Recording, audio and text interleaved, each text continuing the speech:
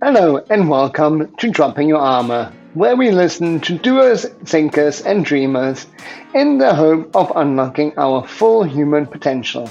In today's Spotlight episode, together with Dr. Richard Hossiep, we're going to deep dive into the topic of talent selection. Richard is the co-founder and MD of Applysia, a company that supports clients across industries with their unique assessment software. As an org psychologist and with a diverse set of experiences from academia, consulting, and as a business leader, he has developed his keen interest in talent selection. I hope you enjoy this episode as much as I enjoyed the conversation with Richard. Well, then let's talk. How about you describe to me, Richard, the last adventure you had, either in your work or personal life?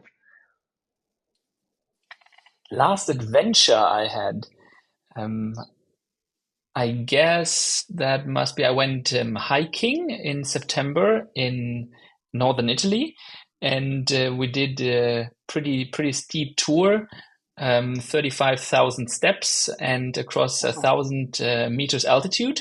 And it was not that adventurous because there were paths and everything, not like cutting through wilderness, but I guess that counts as an adventure. Absolutely. And it's quite funny that you say, oh, it's not quite such an adventure because I've been trying to convince my daughters to go hiking with me in Nepal, and they are constantly saying, this is not happening except if we get a guide, Papa. Um, um, but beautiful area. Where in Italy was this? South Tyrol, so close to Bolzano. So Nice. really the northernmost part of Italy.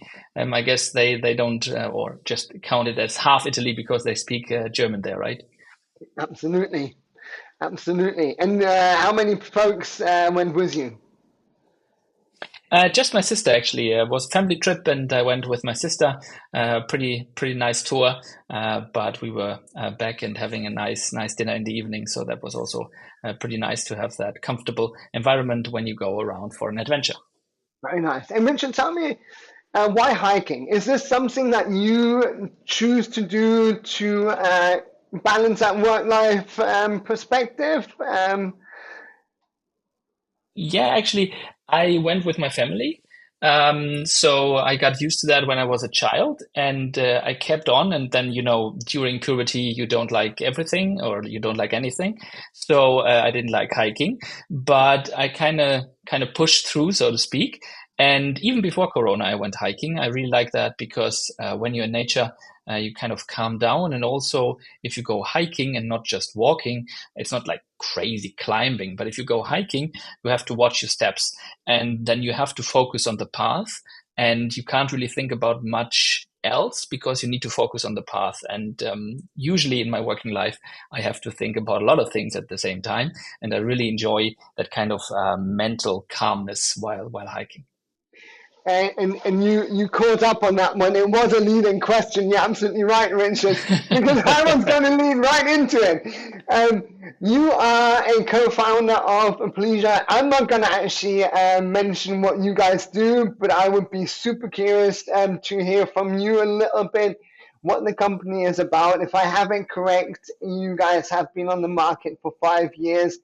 Tell us a little bit of what Applysia does, but then as well tell us the story around it. 5 years, that must have been an exciting period. Yes, it is. So what we do is we provide software for kind of complex selection and assessment procedures. So assessment centers, development centers, structured interviews, leadership assessments. So all the kind of situations where you have criteria that you want to systematically assess in people. That's what we do for the HR sector. We've been around since May 2020, so getting to the 5 year mark there. Started during Corona, which was very Wow. interesting because I do remember that we celebrated remotely, and I brought around a small bottle of how do you call it? It's not champagne, but the cheaper champagne kind of bubbly Prosecco. thing, right? Yeah, Yeah, prosecco kind of thing. yeah. Yes, Um, exactly. And then we had a call, like a general call all together, and then we said cheers because we couldn't meet up in reality because that was prohibited at the time. So that was kind of a special time to start, but that also had a couple of advantages because from the start we've been a remote company because, well, due to Corona there was no alternative, so we had to be, and I think that's also one of our foundational aspects that we work remotely, which also helps in enhancing flexibility because you have your own schedules. We can also um, hire remotely, so we have better access to talent, which is for a small company, for a small startup, pretty crucial. And because we are based in Münster, northwestern part of Germany, but that is just where we're based at. That's where I based at. But we have employees all across Germany, so that really helps. And yeah, really, Applysia started with the idea of getting the very traditional management selection assessment centers, development centers, potential assessments, which were very much paper pencil back in 2018, 2019, very much you take notes and you print stuff out. And if there's a typo, you print it out again and you run through floors and stuff like that to taking that to another level and first digitizing it, so making it digitally accessible, and then obviously a little bit more efficient, a little bit more up to date, and a little bit smarter. So providing more information and hopefully in enhancing the experience for both the assessor and the candidate. mm. And your background is org psychology, right? You actually not only studied it, you did a PhD in org psychology. Was that the trigger to go down this route? First, that's correct.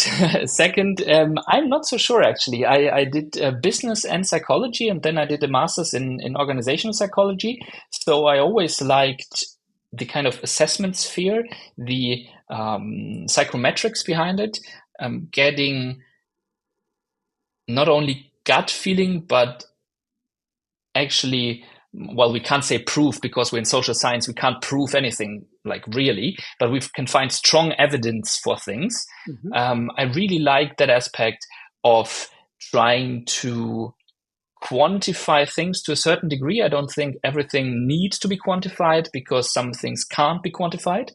And sometimes you say leadership starts where quantifying stops, right? So there's also this kind of aspect to it. But I really liked the systematic approach that also enhances diversity and fairness because if you have a good day, then you might hire people more easily, and if you're having a bad day, you might hire people a little less easily.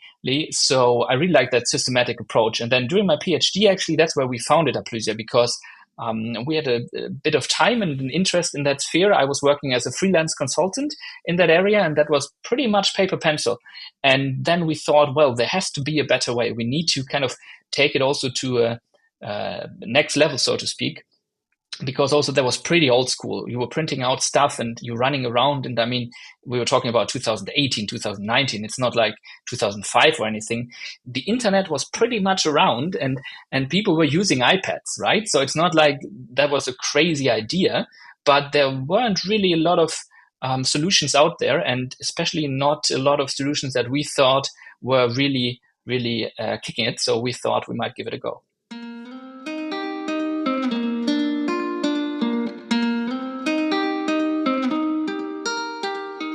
Fantastic. And let's maybe backstep a little bit as well through people who might not be experts in the field. When we're speaking about assessment centers, is what we've been throwing around for a while now, this terminology. What are you referring to when you're defining assessment centers? Yeah, I think assessment centers, or technically assessment centers, are um, HR assessment situations, which can be both for selection or for development, but it's basically for assessing first, and then depending on what you do with that results, it's either selection or it's development. Mm-hmm. So you use the method to systematically get information about the competencies or potential of employees or candidates. So depending on the situation, if you're in a development context, it's obviously your own employees already. If you're talking about selection, it's candidates, which can be then within the organization or outside. And I think an assessment center is theoretically the defining element, the key element is the simulation of behavior. So that is the differentiation between an interview, where you just ask people questions and they answer. In an assessment center, you actually observe behavior. It's simulated behavior because you can't go into the actual workplace, but it's the simulation. And then you have multiple people who, in theory, should assess these criteria that you defined before, like competencies or potential. I think that's what we traditionally would say is an assessment center.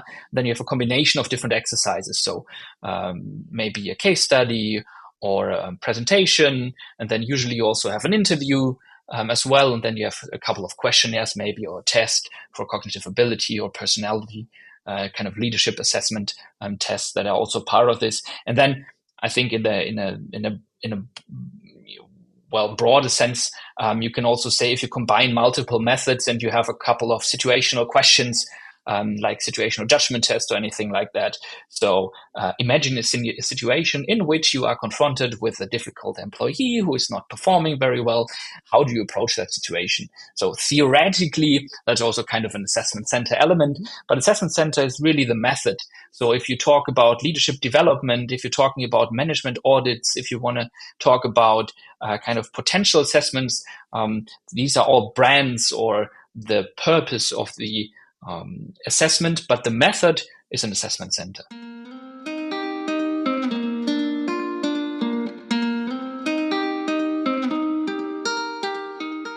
In your experience, tell me a little bit, Richard, why are organizations using assessment centers? What are the triggers for them? Yeah, I think there's pretty convincing evidence that assessment centers, when done right, when used properly, are pretty good in predicting success. So they're kind of valid, if we want to use that word. And I mean, they're pretty resource intensive as well, right? So you take a lot of time compared to just a short online questionnaire. But it's also worth it, I would say, because you also have, you get information that you wouldn't get otherwise, because you have that direct interaction, either face-to-face or remotely, digitally, of actual behavior and observing and talking and interacting with the candidates or the employees. And I think there's also an element of social valuation, so to speak, because you do invest time in the candidate, right? So it's they do feel valued, and I think that also increases the acceptance within organization, because you do show that you invest in the people, you invest in the candidates, you invest your time and resources. It's not super easy to conduct these kind of potential assessments, right? You have to invest a couple of resources time-wise, and also before that you need to plan, you need to think about what are you actually accessing, and you have to listen carefully, and you have to take notes and all stuff like that. So I think that's another key element, and I think actually that in the time of more digital technology that we have, is actually something that people value, and maybe value even more now, because you have an overwhelming possibility of online questionnaires for just half an hour or whatever to tell you about different kinds of abilities, different kinds of behavioral styles, and all these kind of things. But really taking the time and really getting to know the candidate, getting to know the person behind that candidate, so to speak. I think that's an investment that the candidate is also a value if done right, obviously. Mm-hmm. And I love how you said it gives the candidate an opportunity to understand the organization better. And very often as well, I find in the process that when we support our customers, it helps the organization understand itself even better, right? Because as you said, if it's done right, it has to be tailored to the organizational context, i.e., right? First, as a leadership body, we need to ask ourselves, Right. where is our organizational strategic direction? Where do we want to go in the next few years? What kind of leadership competencies do we require for that? What kind of culture do we want to have in the organization? And then based on those questions that we ask to then design an assessment center, we then develop a competency framework which allows us to specifically simulate tasks that leaders would experience in this specific organization. And that creates a lot of clarity very often as well internally. Yes. And you mentioned there are a lot of resources that go into it. So why are organizations willing to pay, beyond just gaining this clarity that we just mentioned, why are organizations willing to pay so much money for it? Yeah, I guess because it's a good method to predict success, and depending on how you define success, that's not just money wise or hierarchy wise, but it's also job satisfaction, it's well-being, it's organizational fit that influences all these kind of things, and it has been shown to work pretty well. You can show that unstructured interviews don't have a pretty good success rate. So assessment centers are quite a lot better in that way. And I think that getting to know the person is really important, especially for leadership roles, because you can do pretty fast screenings, like half an hour screening, and then you can maybe an online assessment another half an hour, and you can get a pretty good overview. But if you want to go into more detail, into more depth, and you want to get to know the person who might need to make strategic decisions about the working lives of hundreds or thousands of other people, you need more information. And to get those information, I think, and a lot of other people think, that an assessment center is a pretty good method for that, and especially for issues such as ethical concerns that play an ever more important role. You need to kind of really touch in a not in a physical meaning, but in a metaphorical way, the candidate, and you need to involve them in the process. Mm. And I think an element which you touched upon here a little bit, right, is that intensity. So when we're putting particularly top leadership through assessment centers, one of the key points that increase the validity of an assessment center is that emotional intensity that they experience through surprise scenarios coming in, through stress level. Because let's be honest, if you're operating at that top level, right, your cognitive ability is high. You probably are a good speaker, right? So in an interview, you probably quite convincingly can demonstrate what a fantastic job you will do, right? Yes. But how do we really respond under pressure, under stress? That's where we then see suddenly those behavioral patterns coming through, right? And that is another methodology why we use it. And one of the experience that we made with one of our customers is that why they are using it is that we have clear evidence, as you already indicated, that if done well, assessment centers really can enhance our selection and our right selection of the right candidate. I.e., we have done some research on some of our customers and have concluded that approximately 60% of selected candidates were above the cutoff line in terms of their scoring.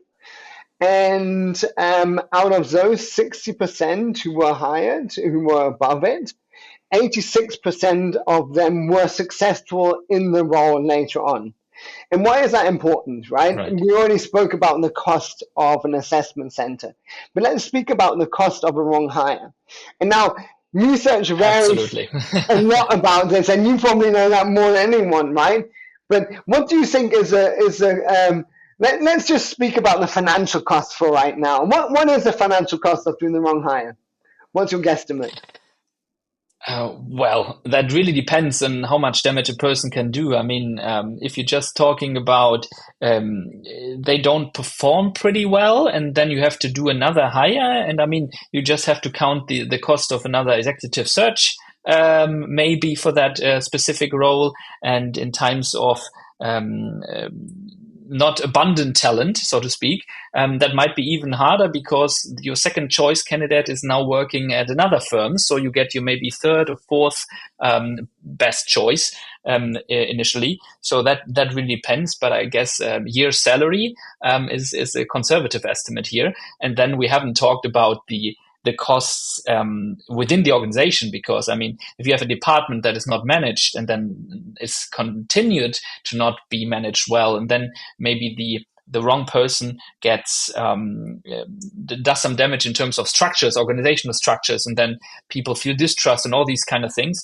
Not to mention the candidate, right? I don't think most candidates will intentionally perform badly, but it's just not the right fit, and obviously for them job satisfaction is low and all these kind of things. And there's a lot going on there. So it's really, investment in people is one of the best financial decisions that you can make in the company.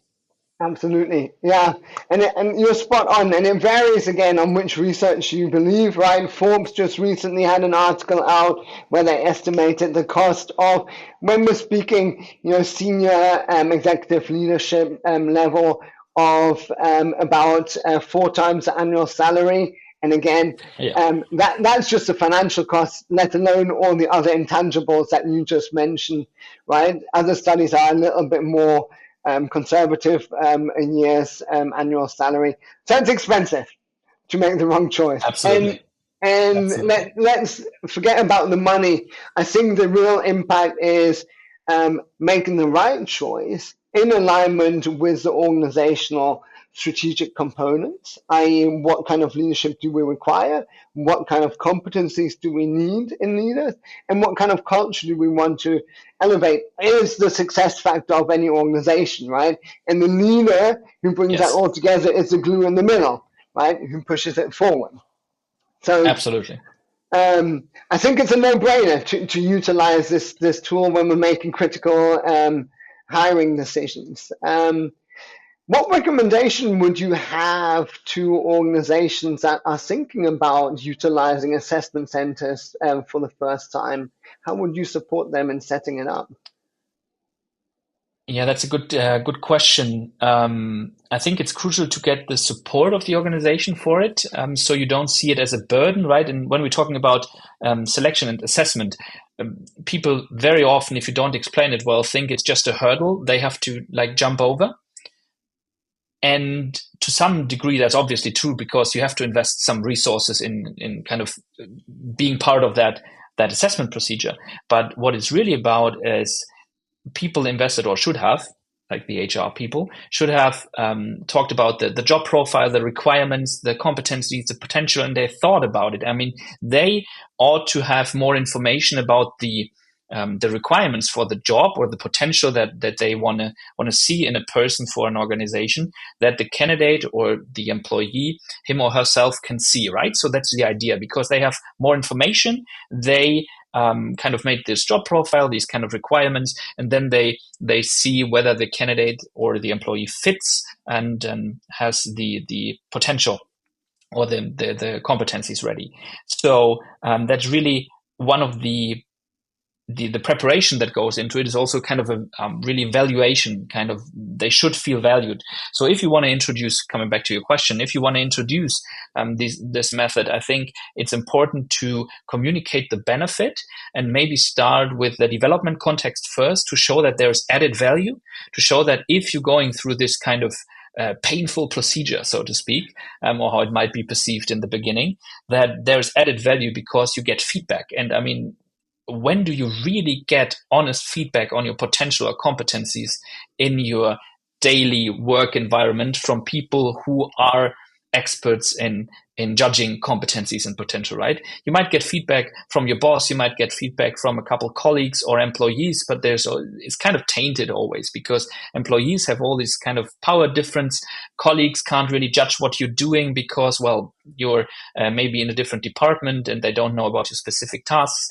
And your boss, more often than not, is pretty busy, him or herself. So if you're doing okay, then just keep on going, right? So getting that kind of feedback for your personal development, I think that is really added value for the individual as well. So if you're starting in a development context, you can really leverage that feedback to enhance the acceptance of the method, and then maybe show why there's also added value if you're rolling it out in selection as well. Obviously involve all relevant stakeholders. That's usually the case with anything. If you want to introduce anything, involve all relevant stakeholders.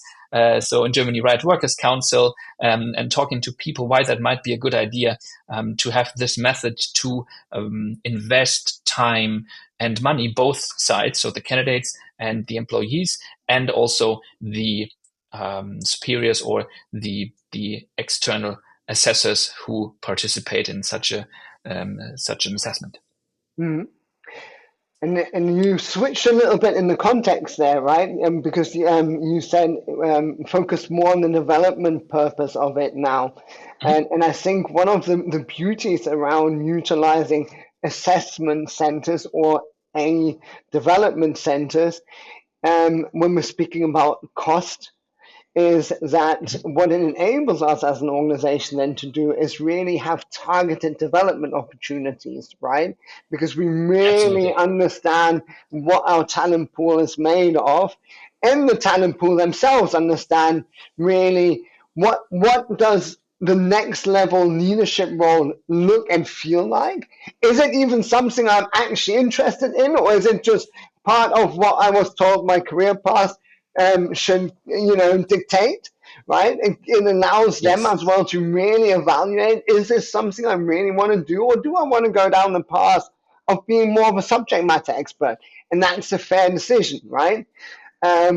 Absolutely. You can provide it. If I can add to that, you can use it for like realistic preview, right? You can show people what they might look like, what the next step might look like for them, and then they can make a decision. More often than not, it's still the case that you need kind of leadership role to reach a certain hierarchical level rather than a subject matter expert or a project career. So that's also very important. And one thing I forgot, what's also crucial is, and then follow it up with development, actual things you need to do, like development actions. That's what I wanted to say, right? Not just make a development assessment and then say you need to develop in the area of leadership. All the best. You need to kind of provide people with the opportunity then. So time, resources, coaching, whatever, on the job, off the job, mentoring, all these kind of things that follow up from that, right? I think it's really important to assess what is there and then kind of see the development need, or if we're talking about a certain profile, or then development opportunities if we're talking about potential that follow from such an assessment, right? It's the same if you want to, we're talking about social skills here, right? If we're talking about hard skills, that's also the same. If people need to speak a language, you first make a language test and see how well they speak the language. It's no use to give people an English lessons if they're a native speaker, right? But you need to assess their competencies or their potential first. And then you need to see what kind of course level you need to provide them.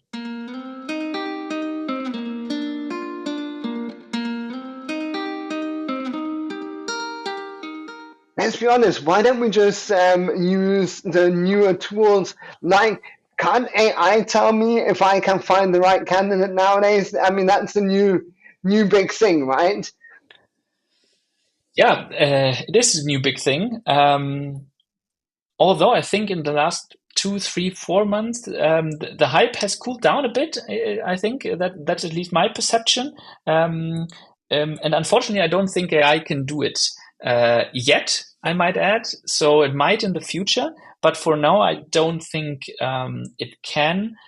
because of a couple of reasons. There's also bias in the data. We've talked about that. There was this couple of years ago, there was the big data hype, right? So everybody was talking about big data.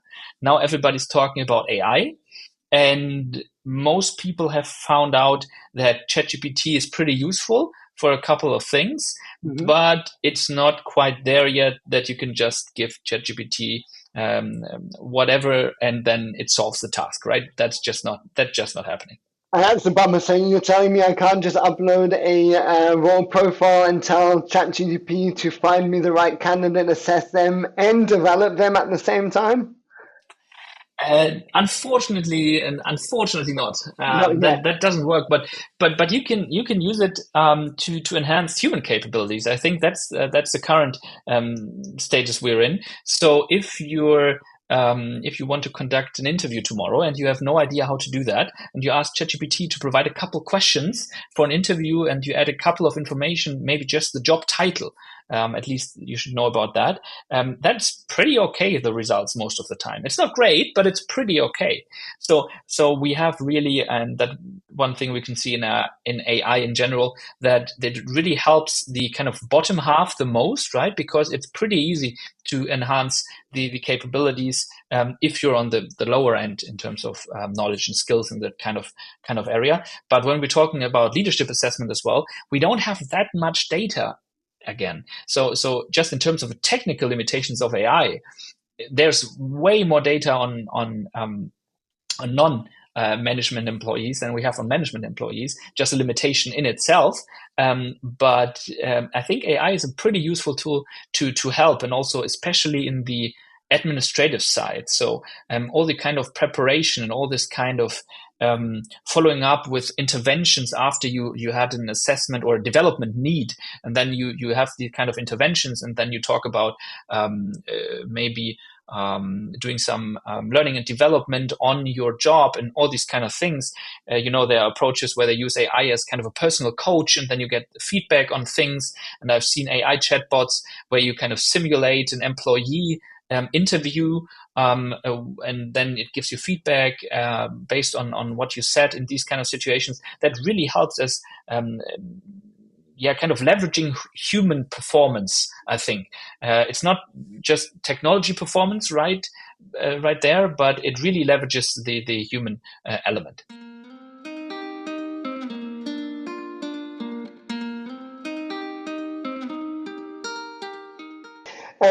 Now maybe let's deep dive a little bit more on the support that you can offer the customers. And you mentioned it earlier, right? And I still remember the times where we had different colored sheets of paper to indicate which one is an observation form where I can take my notes and the competencies are outlined, which sheet is a different color where I put my final grading on, and then some poor, typically intern, had to then come together, pull it all together, type it into an Excel sheet, crank the numbers, for us then to ideally have a very good discussion with the observers on the overarching results. You guys are changing that. Yes, we are. You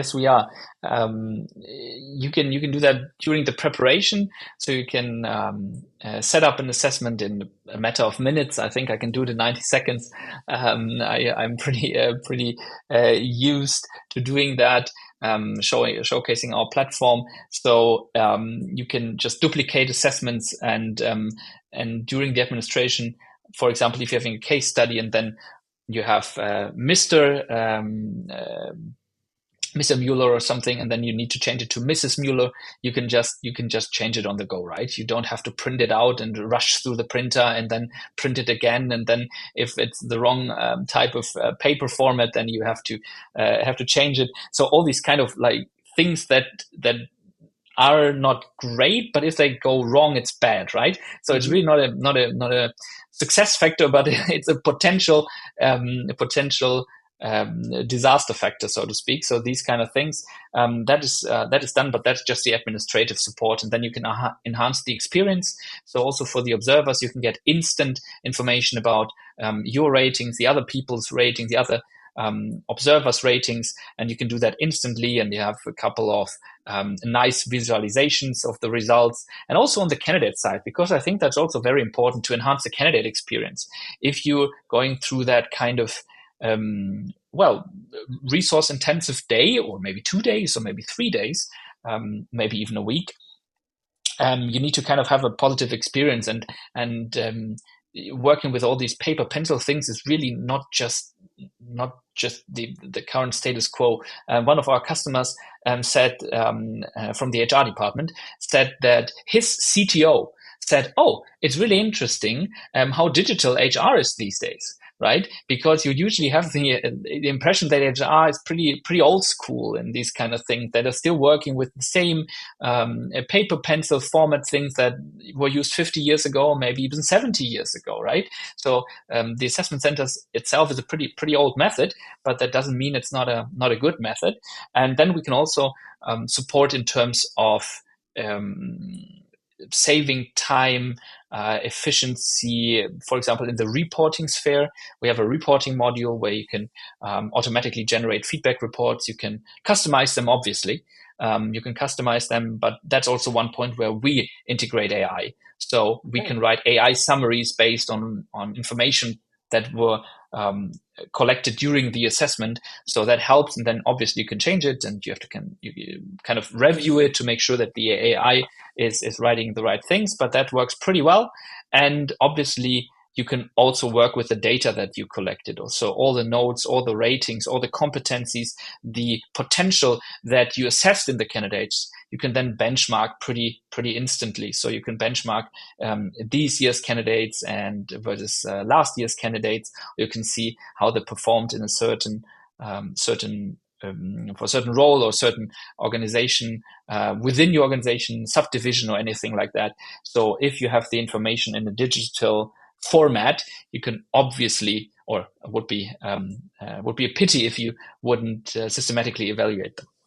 But let me ask you straight away, Richard, is this GDPR compliant? If you're saying evaluating, comparing last year's candidate to this year's candidate? Absolutely. We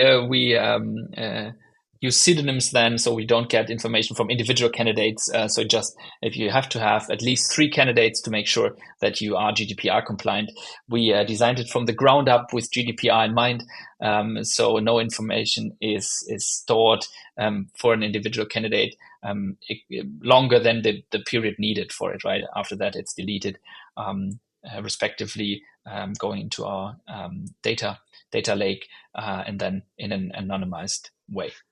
Fantastic. So if I'm hearing this correctly, it really means that I can gather data about, it doesn't matter if these were internally assessed candidates or external, if they were assessed for potential or for fit of the position, but I can collect data around my employees where I'm seeing trends in terms of leadership and competencies, and I can draw conclusions out of that. Am I hearing you correctly?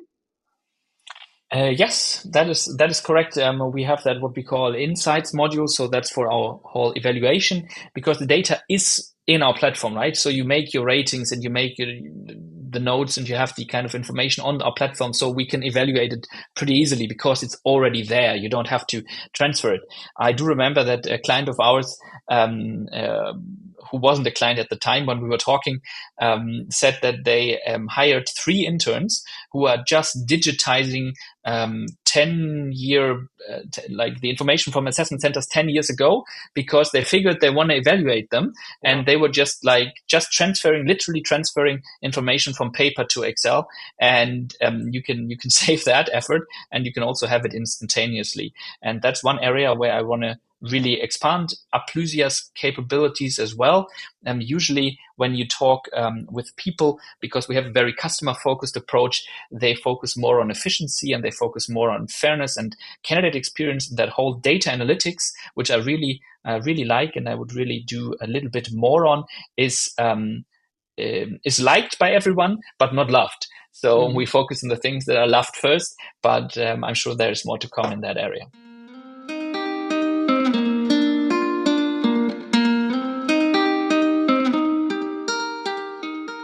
Richard, you were speaking about digitizing processes a second ago.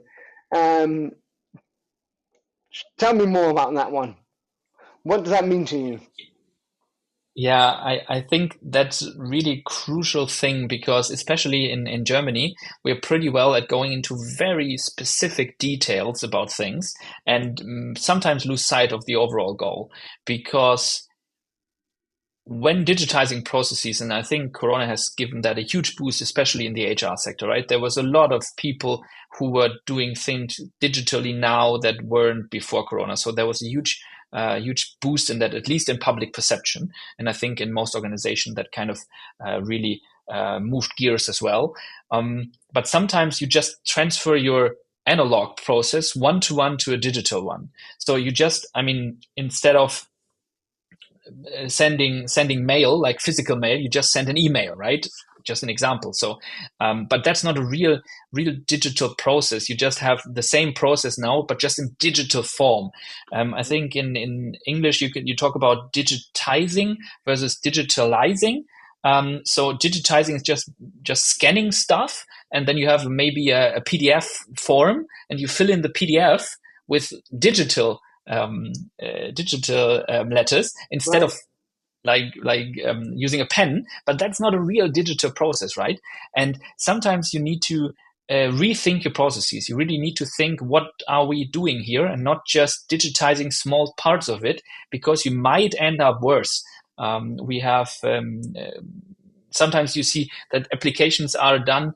I think nobody's using, or most organizations are not using mail applications anymore, right? Like physical mail.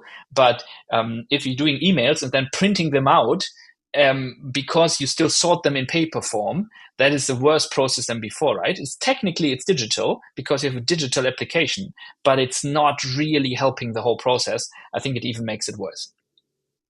And with everything you just described, how do you apply this then to Applysia and the whole assessment context? Mhm.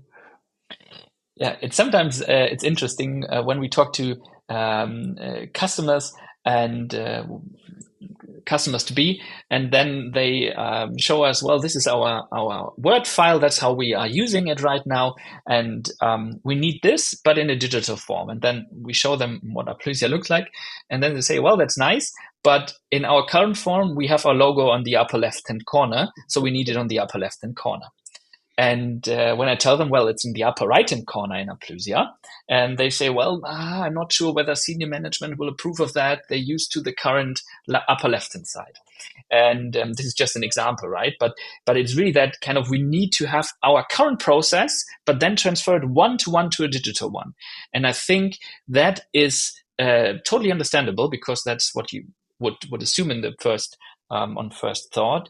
But it makes a lot of sense most of the time to rethink what you're actually doing, right? Is it really necessary to have the logo in one specific corner? Maybe it works in another corner. I get the idea in that specific example of wanting your logo prominently, so you know what you're doing, you know that you're in your organization, and you're proud of that. But it doesn't need to be at a specific corner, I would argue. And that might sound ridiculous, but we have that quite often, that people say, well, we have this very specific thing, and then how do we do that one to one in a digital process? And the process itself, like the requirements and the observers and candidates and the observer sheets and all these kind of things, you can obviously have similarities. And I mean, we're not reinventing the the format, right? We're digitizing it, and we I think updating it and bringing it to a digital world. But if you're very rigid in your thinking in terms of that's what we need here one to one, that sometimes hinders the process, because then you don't open up for new ideas, for new perspectives.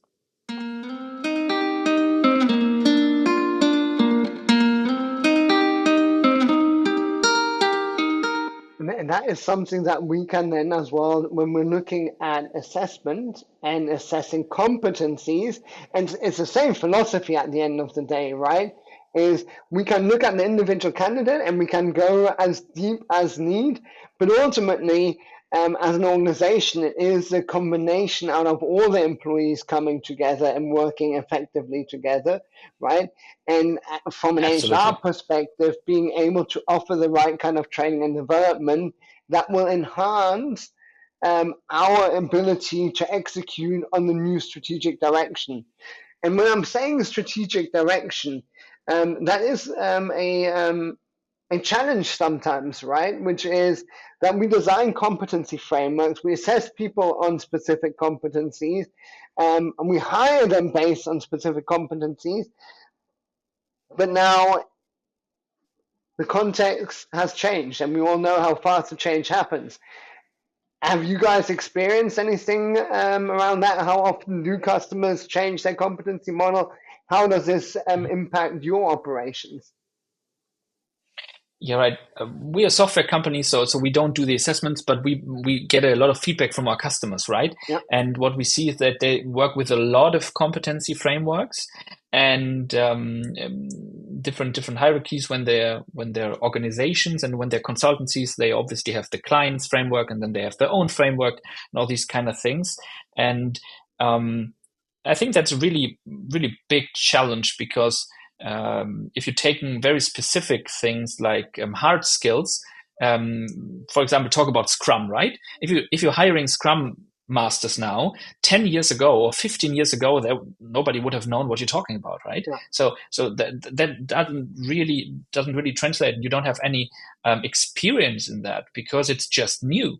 And if we're talking about AI engineers now, right, or prompt engineering, you're hiring people for prompt engineering now. It's like, what kind of people do we need? Because we don't have any experience with that, and they might be over in half a year because now AI can prompt itself, right? So we don't know how that actually works, and I think that's really a dilemma between specific competencies and like broader potential. And ideally, they would translate, but I think they translate better in terms of soft skills than in terms of hard skills. So if you speak English well, that doesn't mean that you speak French well. But if you're good in leadership situations, you are more easily also in or perform more easily in other leadership situations, even if the circumstances change. Obviously, just to a certain degree. Obviously, that's also situation specific, but it's easier than in hard skills. And I think that also emphasizes the need for potential assessments. Just focusing on competencies, it might work on a very short-term perspective, but if you're talking mid-term or long-term, you need to have potential as well. And then the whole new problem of linking competencies to potential arises from that, but that's a different story. And that is a different story, and we will, I'm for sure going to have another podcast on assessment for potential versus readiness, and what that entails, what success factors are entailed in setting that up correctly.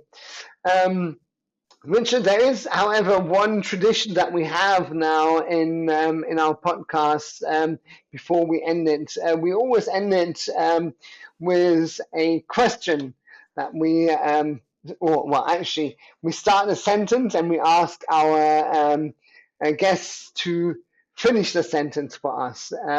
And so I'll ask you the sentence, or I'll start the sentence for you. And the sentence goes as follows. When I drop my armor, I ... When I drop my armor, I am open, respectful, vulnerable, and curious. Wow. Well, thank you for dropping your armor today in this interview. I really appreciate the conversation. And I know there's a lot more to talk about this whole topic, but I think we touched on a couple of surfaced topics, and I'm looking forward to having you back in 2 years as promised. Thank you very much for having me now and inviting me back.